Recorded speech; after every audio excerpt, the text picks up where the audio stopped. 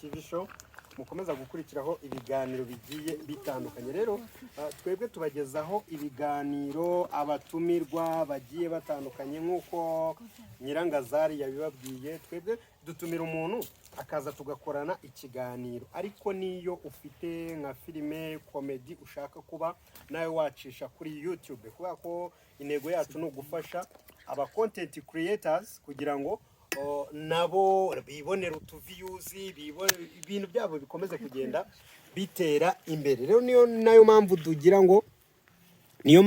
tugira ngo tujye tubafasha gushutinga amavideo yabo. Rero nawe uri kureba iki kiganiro, uri kukireba kuri Wasamu TV show cyangwa se kuri Icyizere Salon. Harya ni Icyizere cyangwa ni Icyizere Salon. Icyizere Salon.